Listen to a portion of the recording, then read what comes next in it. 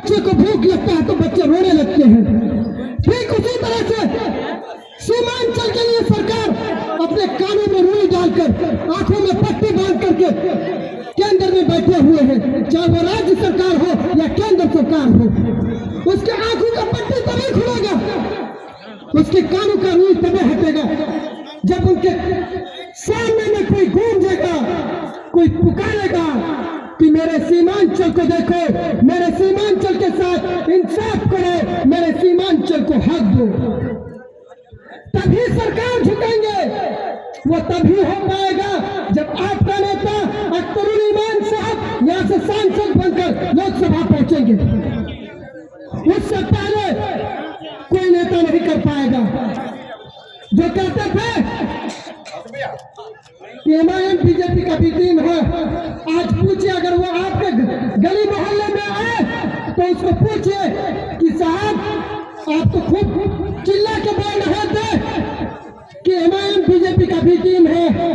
हम सब के कारण जनाब असदुद्दीन ओवैसी साहब को बीजेपी का बी टीम कहते थे। आज पूछिए उनसे कि बीजेपी का बी टीम कौन है।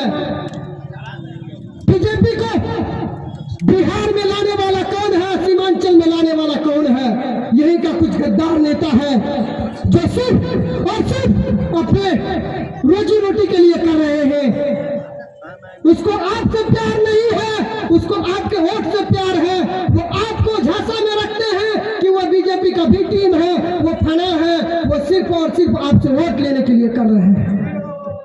अगर है इसमें इतना दम तो वो इस्तीफा दे और कह दे कि मेरे जनता जो चाहेंगे हम उसमें तैयार हैं। उससे ये नहीं हो पाएगा क्योंकि उसको अपने दाल रोटी से मतलब है।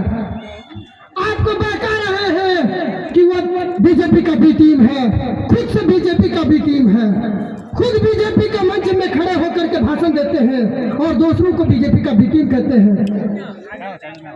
इसलिए आप लोग इस बार मुत्तहिद हो जाइए, अपने दिल में ठान लीजिए कि मुझे किसी का कहने पर नहीं जाना है, सुनना सबका है। वोट का इस्तेमाल एमआईएम की तरफ करना है। अख्तरुल ईमान साहब को वोट देकर के सांसद बनाना है, क्योंकि आपका मैं बेटा भतीजा हूं। मैं आपसे हाथ जोड़कर विनती करता हूं कि इस बार आप लोग अख्तरुल ईमान साहब को वोट दीजिए। अगर यहाँ की विकास चाहते हैं, क्योंकि मेरे दोस्तों वक्त नहीं है, वक्त अनकरीब आ चुकी है।